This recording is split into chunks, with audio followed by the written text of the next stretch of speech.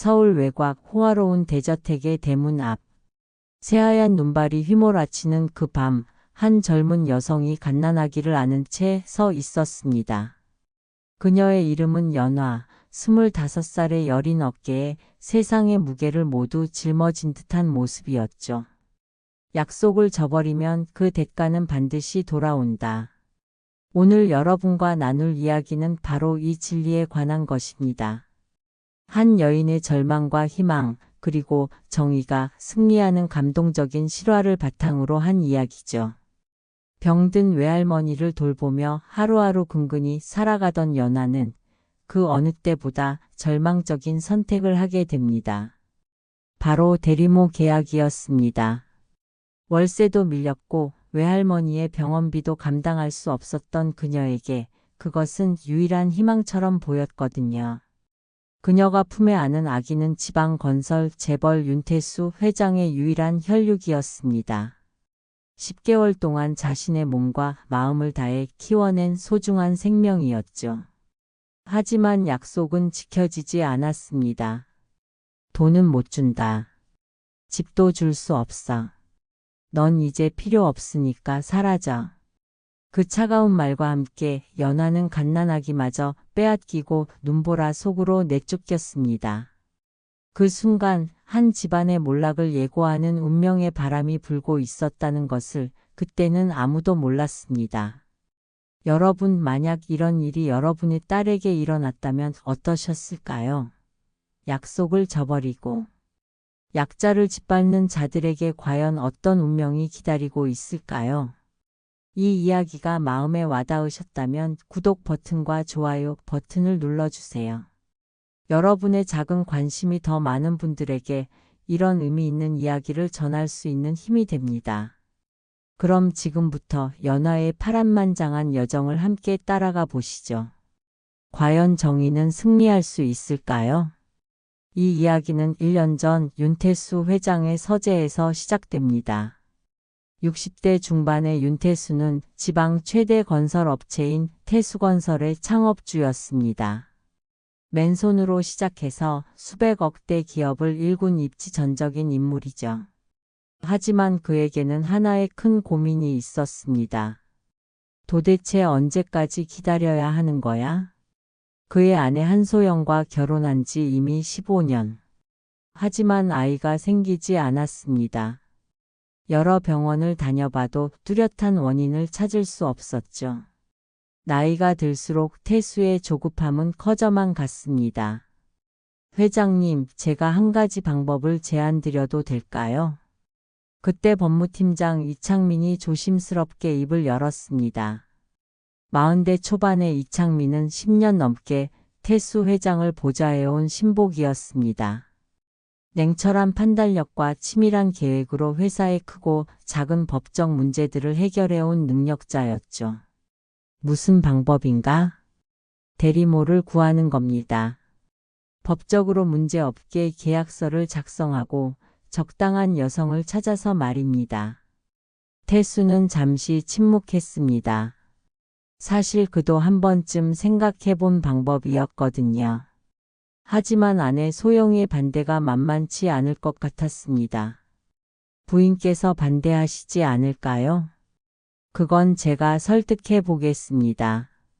지금 상황에서는 이것이 가장 현실적인 방법이라고 생각합니다. 한편 그 시각 서울 변두리의 낡은 연립주택에서는 전혀 다른 삶이 펼쳐지고 있었습니다. 할머니, 오늘도 약을 못 드셨어요?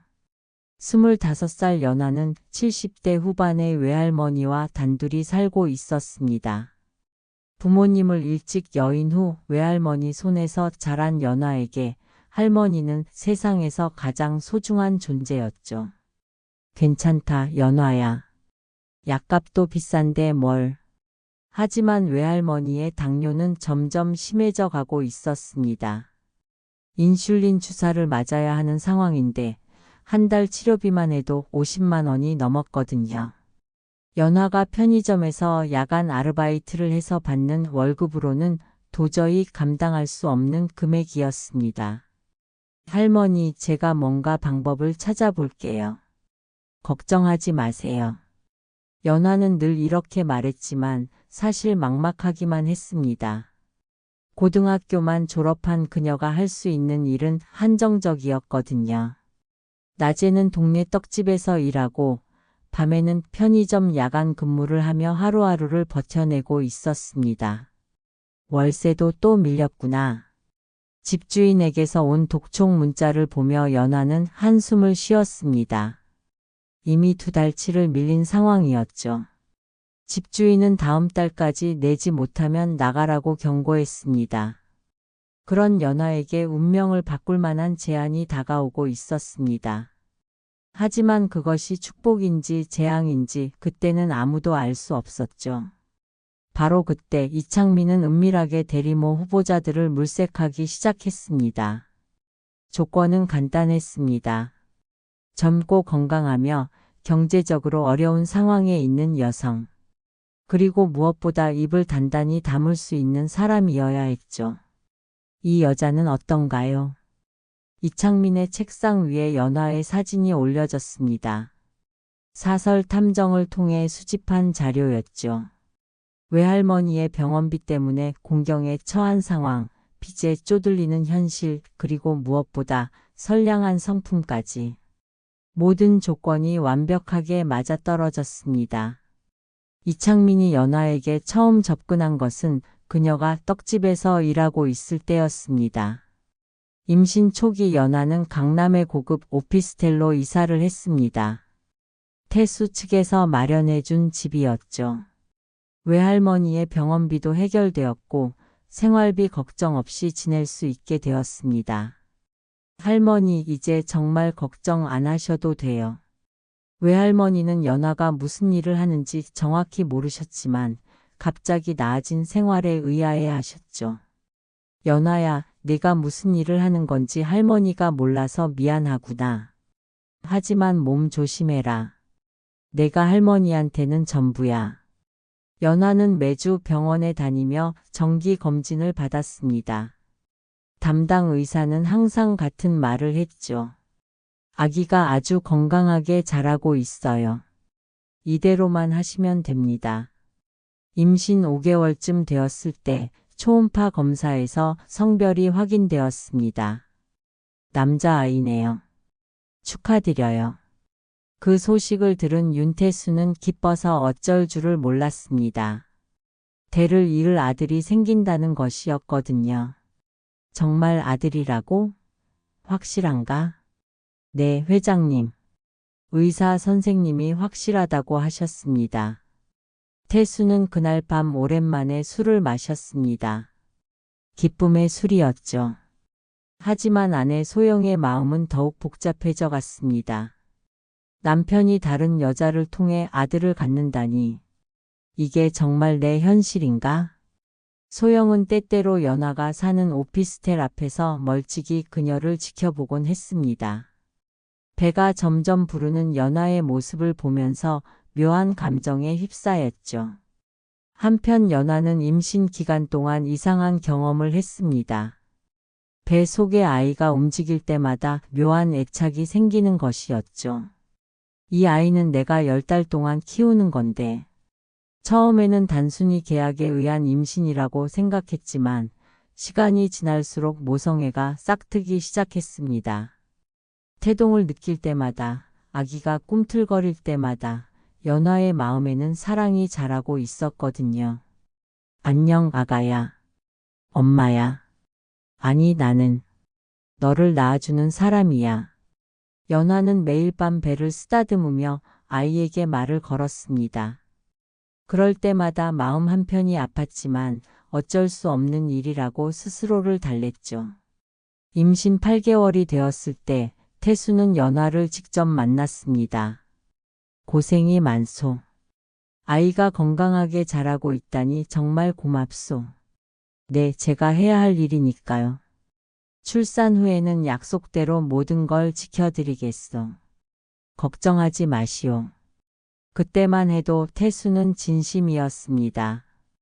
연하 덕분에 오랜 소원이 이루어질 것 같았거든요.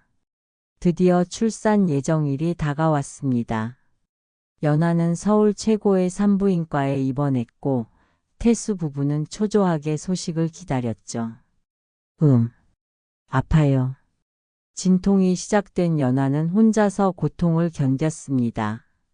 외할머니는 나이가 많아 병원에 올 수 없었고 태수 부부는 밖에서 기다리고만 있었거든요.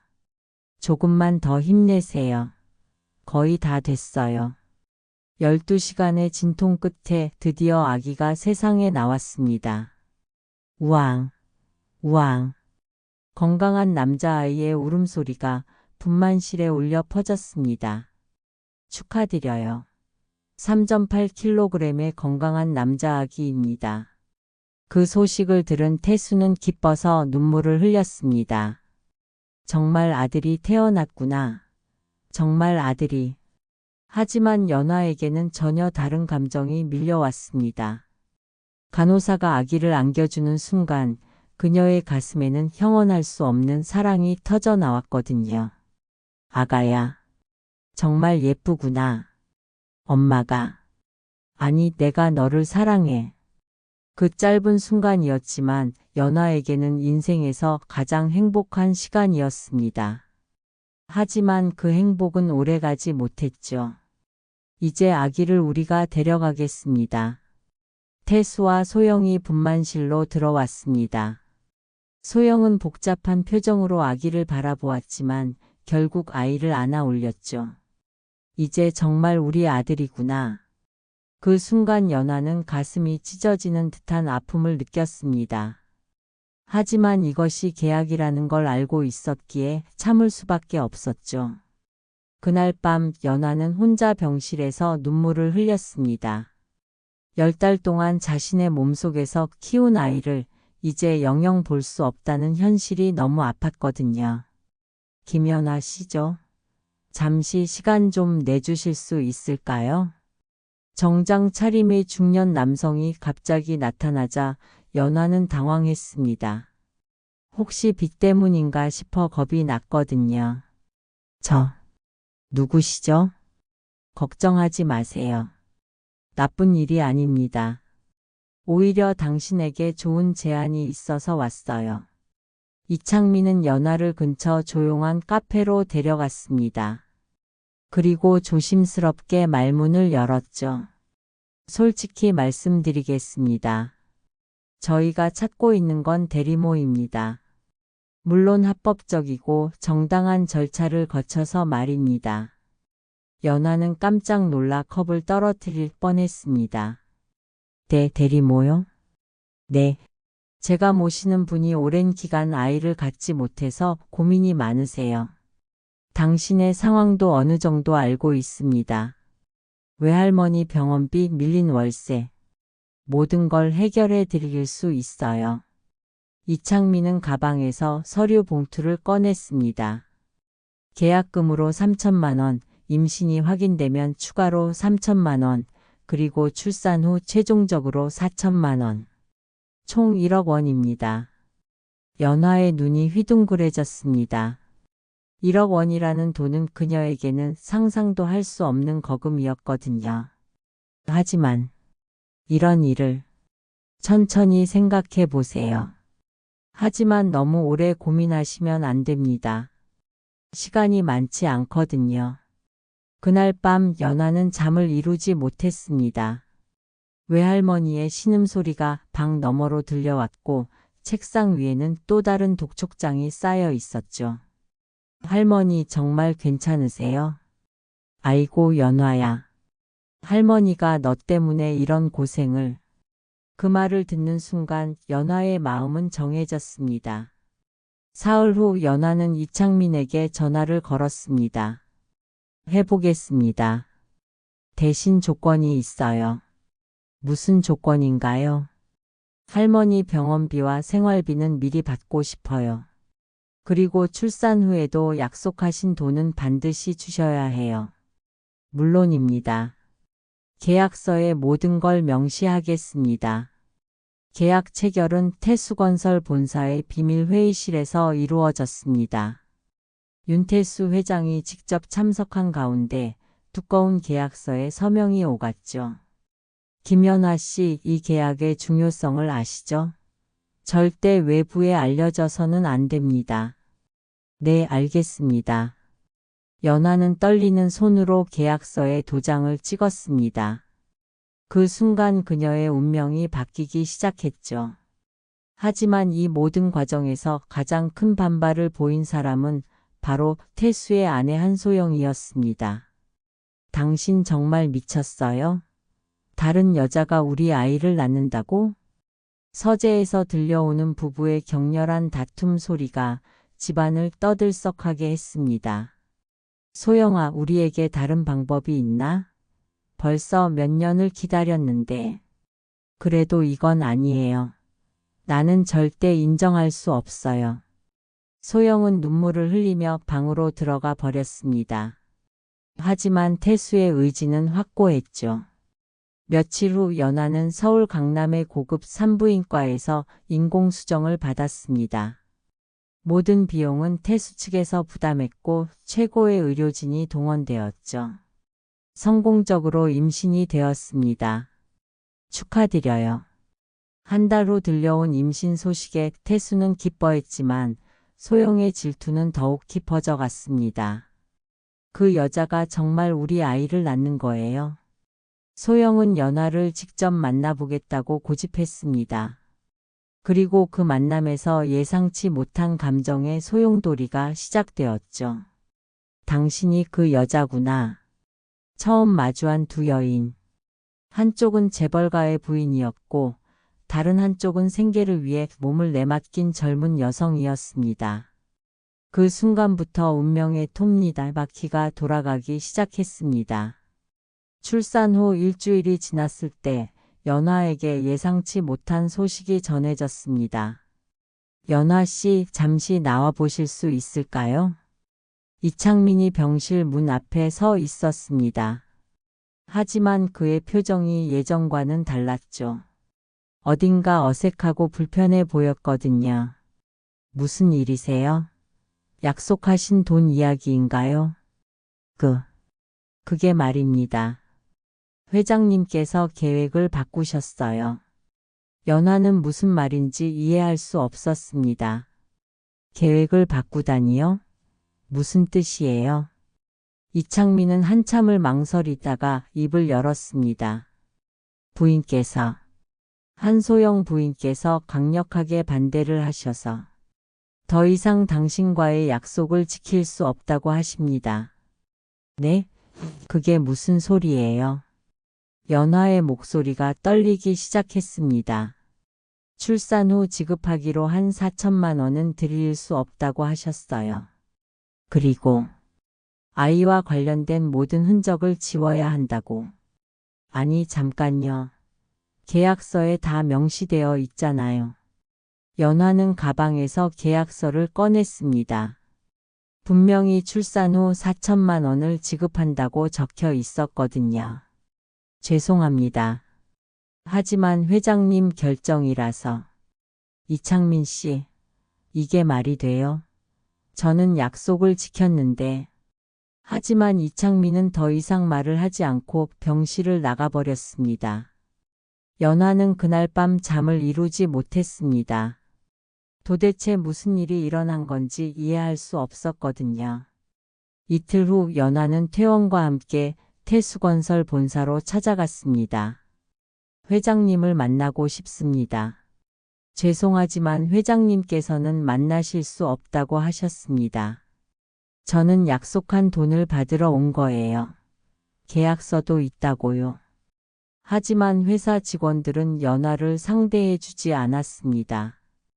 마치 미리 지시를 받은 것처럼 말이죠. 결국 연아는 태수의 집으로 직접 찾아갔습니다. 서울 강남의 대저택 앞에 서서 인터폰을 눌렀죠. 윤태수 회장님 계신가요? 저 김연아입니다. 잠시 후 대문이 열리고 태수가 나타났습니다. 하지만 그의 태도는 완전히 달라져 있었죠. 왜 여기까지 왔어? 회장님, 약속하신 돈을 주세요. 저는 제 할 일을 다 했잖아요. 무슨 약속? 태수는 딱 잘라 말했습니다. 모르겠어. 당신과 무슨 약속을 했는지. 회장님, 계약서도 있고 녹음된 것도 있어요. 그런 건 법적으로 효력이 없소. 우리나라에서 대리모 계약은 인정되지 않으니까. 그 순간 연하는 깨달았습니다. 처음부터 그들은 자신을 속일 생각이었다는 것을.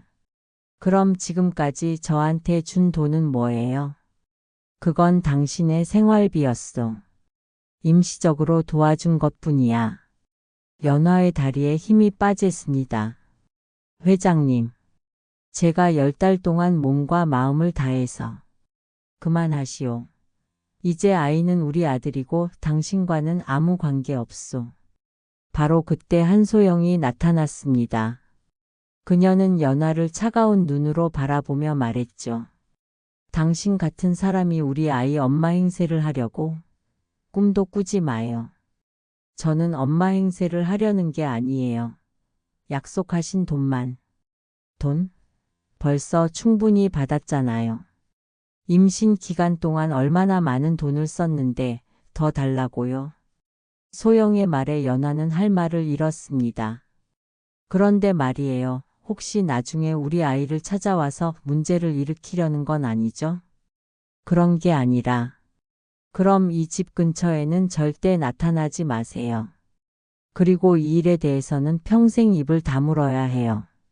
그때 갑자기 눈이 내리기 시작했습니다. 하얀 눈발이 연하의 어깨 위로 떨어졌죠. 만약 이 일을 외부에 알리거나 문제를 일으키면 당신과 할머니에게 좋지 않은 일이 생길 거예요. 태수의 협박에 연하는 몸을 떨었습니다. 회장님, 제발 돌아가시오. 다시는 우리 앞에 나타나지 마시오. 대문이 쾅 하고 닫혔습니다. 연하는 눈보라 속에 혼자 서 있었죠. 품에는 아직도 아기의 체온이 남아있는 것 같았지만 현실은 너무나 차가웠습니다. 그날 밤 연하는 오피스텔로 돌아와서 외할머니에게 모든 것을 털어놓았습니다. 할머니, 저는 어떡하죠? 아이고 우리 연하. 그런 나쁜 사람들을. 외할머니는 연하를 품에 안고 함께 울었습니다. 하지만 눈물로는 아무것도 해결되지 않았죠. 더 큰 시련이 기다리고 있었거든요. 연하가 절망에 빠져 있던 어느 날 밤 예상치 못한 손님이 찾아왔습니다. 똑똑똑. 문을 두드리는 소리에 연하는 깜짝 놀랐습니다. 밤 11시가 넘은 시간이었거든요. 누구세요? 이창민입니다. 잠시 문 좀 열어주세요. 연하는 망설였습니다. 이창민은 태수편에 서서 자신을 배신한 사람이었으니까요. 무슨 일이세요? 더 이상 할 말은 없을 것 같은데요. 중요한 이야기가 있습니다. 당신에게 도움이 될 수 있는. 결국 연하는 문을 열었습니다. 이창민의 얼굴에는 죄책감이 가득했죠. 들어와서 앉으세요. 하지만 오래 있을 수는 없어요. 이창민은 가방에서 두꺼운 봉투를 꺼냈습니다. 이게 뭐예요? 원본 계약서와 몇 가지 중요한 자료들입니다. 연하는 봉투를 받아들고 내용물을 확인했습니다. 놀랍게도 그 안에는 태수가 직접 서명한 원본 계약서가 들어 있었거든요. 어떻게 이걸? 사실 저는 처음부터 이 일이 잘못되었다고 생각했습니다. 하지만 회장님 명령이라. 이창민은 한숨을 쉬며 말을 이었습니다. 그런데 며칠 전 부인께서 회장님에게 한 말을 우연히 들었습니다. 그 여자가 나중에 문제를 일으킬까봐 무서우니 아예 흔적을 지워버리자는. 흔적을 지운다는 게 무슨 뜻이에요? 당신과 할머니를 다른 곳으로 보내버리거나 아니면 더 나쁜 방법을. 연하는 몸서리를 쳤습니다. 그래서 이 자료들을 가지고 왔습니다. 여기 보세요. 이창민은 USB를 꺼내 보였습니다. 이 안에는 회장님과의 모든 대화가 녹음되어 있어요. 계약 체결 당시부터 최근까지 모든 내용이 다 있습니다. 정말요? 네. 저는 늘 회의 내용을 녹음하는 습관이 있거든요. 법무팀장으로서 증거를 남겨두는 것이죠. 연하는 떨리는 손으로 USB를 받았습니다. 그런데 왜 갑자기 저를 도와주시는 거예요? 이창민은 잠시 망설이다가 입을 열었습니다. 제게도 딸이 있습니다. 당신과 비슷한 나이에. 그의 목소리가 떨렸습니다. 만약 제 딸이 당신 같은 상황에 처한다면 저는 견딜 수 없을 것 같습니다. 그렇다고 해서 회사를 배신하시는 건가요? 배신이 아닙니다. 정의를 세우는 것이죠. 이창민은 가방에서 또 다른 서류를 꺼냈습니다. 이건 회장님이 다른 불법 행위들을 저질렀던 증거들입니다. 건설 과정에서의 부정 입찰, 정치인 로비 등등. 모든 게 다 기록되어 있어요. 이런 걸 왜? 당신 혼자서는 그들과 싸우기 힘듭니다. 하지만 이런 자료들이 있다면 이야기가 달라지죠. 연하는 서류들을 넘겨보며 놀랐습니다.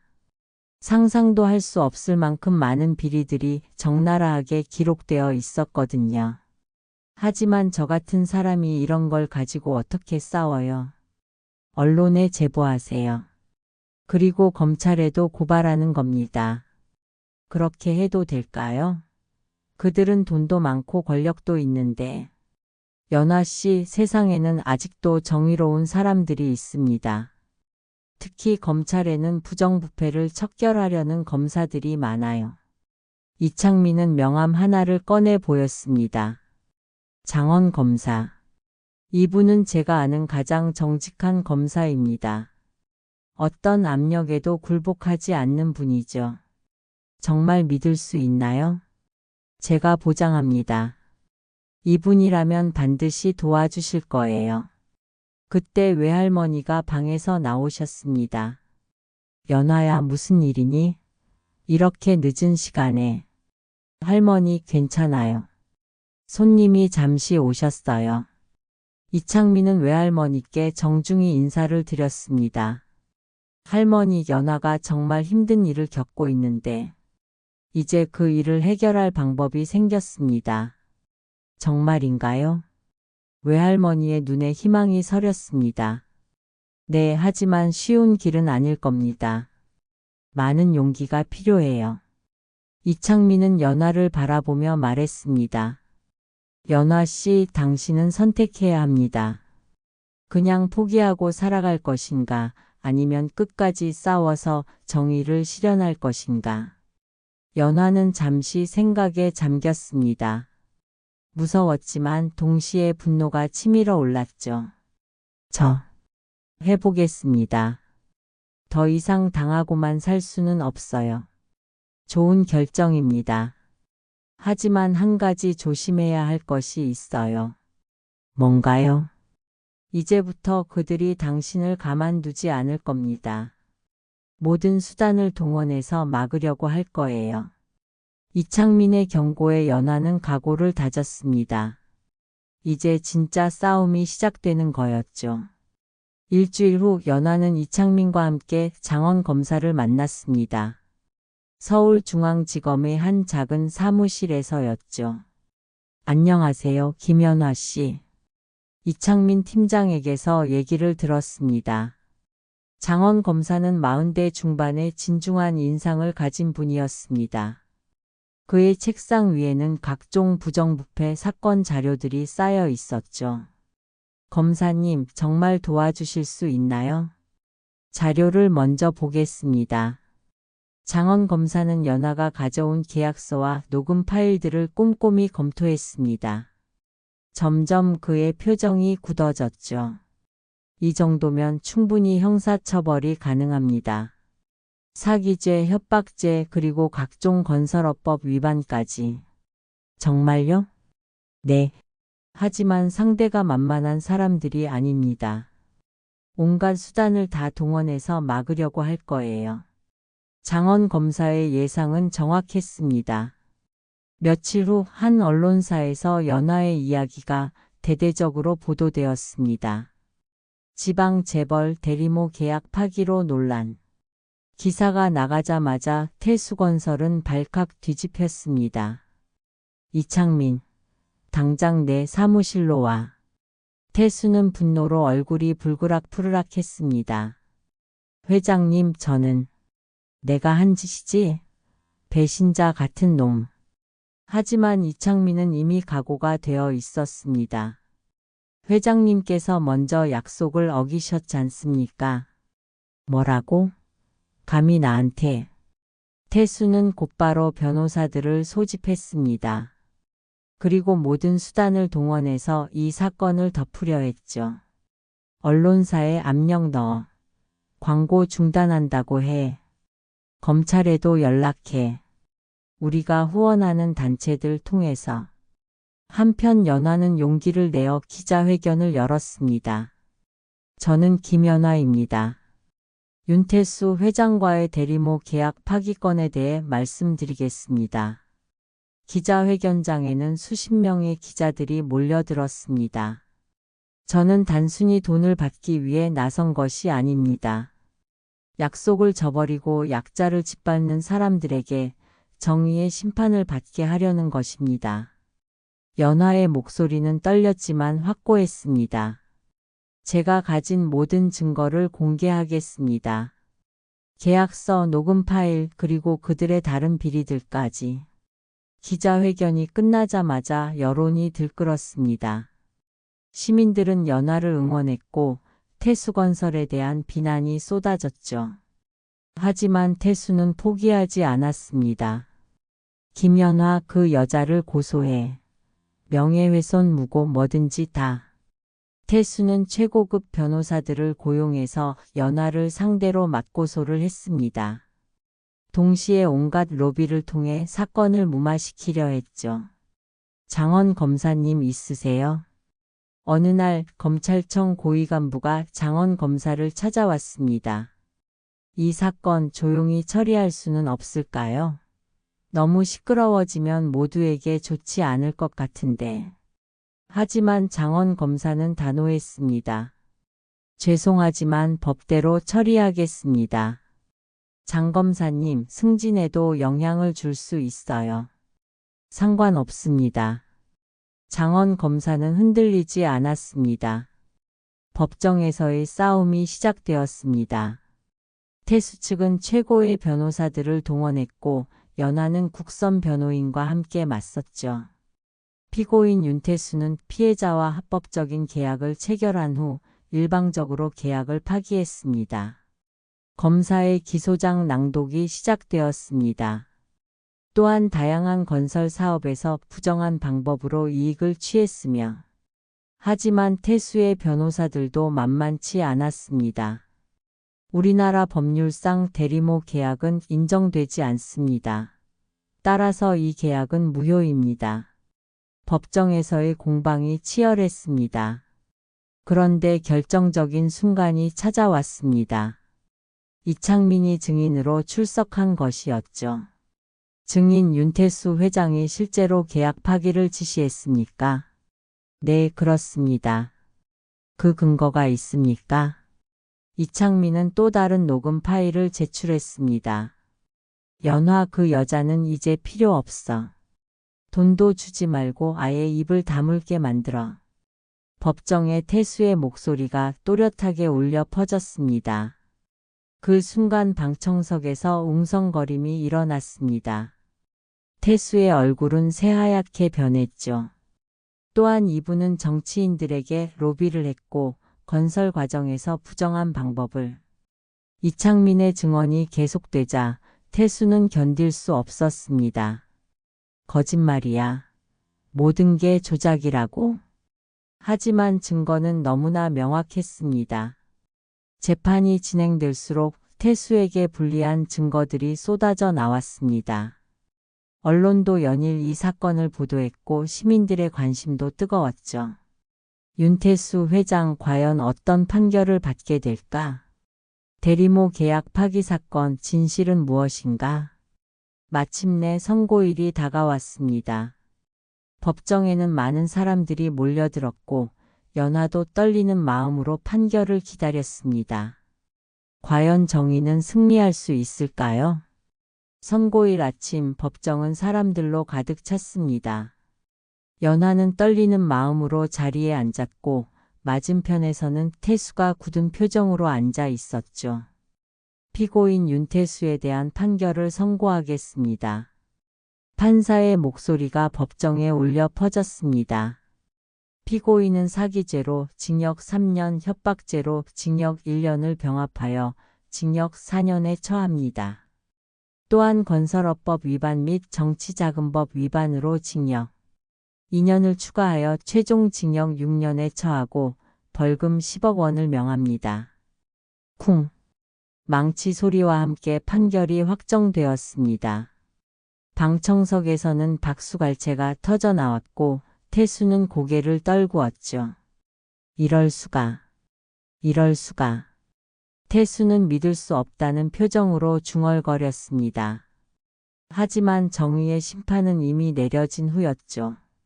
장원 검사는 연하에게 다가가서 말했습니다. 연하 씨 정말 수고하셨습니다. 용기 있는 고발 덕분에 많은 부정부패를 뿌리 뽑을 수 있었어요. 검사님 정말 고맙습니다. 검사님 같은 분이 계시기에 아직 이 세상에 희망이 있는 것 같아요. 법정을 나서면서 연하는 깊은 안도감을 느꼈습니다. 비록 긴 싸움이었지만 결국 진실이 승리한 것이었죠. 몇 달 후 연하는 태수건설로부터 정당한 배상금을 받았습니다. 계약서에 명시된 4천만 원은 물론이고 정신적 피해에 대한 위자료까지 받았거든요. 할머니 이제 정말 걱정 없으시겠어요. 외할머니의 치료비도 해결되었고 새로운 집도 마련할 수 있었습니다. 하지만 연하에게는 여전히 마음 깊은 곳에 한 가지 아픔이 남아 있었습니다. 바로 자신이 낳은 아이에 대한 그리움이었죠. 어느 햇살 좋은 오후 연하는 조용한 공원을 산책하고 있었습니다. 그런데 멀리서 익숙한 목소리가 들려왔어요. 준호야, 이리 와. 고개를 돌려보니 한소영이 2살 정도 된 아이와 함께 있었습니다. 바로 연하가 낳은 그 아이였죠. 연하는 멀찍이서 아이를 바라보았습니다. 건강하게 잘 자라고 있는 모습이 한편으로는 다행스러웠지만 다른 한편으로는 가슴이 아팠습니다. 엄마, 엄마. 아이가 소영을 부르며 뛰어가는 모습을 보며 연하는 조용히 미소를 지었습니다. 비록 자신이 키우지는 못하지만 아이가 행복하게 자라는 것만으로도 충분하다고 생각했거든요. 그때 이창민이 연하 옆에 나타났습니다. 여기 계셨군요. 이창민 씨 어떻게? 우연히 지나가다가 보였어요. 혹시 후회하지는 않으세요? 연하는 고개를 저었습니다. 아니요. 오히려 잘한 일이라고 생각해요. 만약 제가 참고 넘어갔다면 태수 회장은 계속해서 다른 사람들을 피해를 주었을 거예요. 정말 대단하세요. 쉽지 않은 결정이었을 텐데. 연하는 마지막으로 아이를 바라보며 속으로 말했습니다. 준호야, 엄마가 너를 위해 정의로운 세상을 만들어 놓았어. 너는 떳떳하게 정직하게 살아가렴. 그리고 조용히 그 자리를 떠났습니다. 여러분, 이것이 바로 연하의 이야기입니다. 약속을 저버리고 약자를 짓밟으려 했던 윤태수는 결국 무너졌고 끝까지 진실을 지켜낸 연하는 정의를 실현할 수 있었죠. 세상에는 아직도 많은 불의가 존재합니다. 권력과 돈을 가진 자들이 약한 사람들을 괴롭히는 일들이 계속 일어나고 있어요. 하지만 연하의 이야기가 보여주듯이 용기 있는 한 사람의 행동이 세상을 바꿀 수 있습니다. 약속은 지켜져야 하고 정의는 반드시 승리합니다. 비록 그 길이 험하고 어렵더라도 포기하지 않고 끝까지 싸워 나간다면 반드시 희망은 있습니다. 여러분도 혹시 불의한 일을 당하고 계신가요? 그렇다면 연화처럼 용기를 내어 보세요. 여러분 곁에는 분명히 도와줄 사람들이 있을 거예요. 이 이야기가 여러분의 마음에 작은 용기라도 심어드릴 수 있었다면 좋겠습니다. 구독과 좋아요 버튼도 잊지 마시고요. 다음에 또 의미 있는 이야기로 찾아뵙겠습니다. 감사합니다.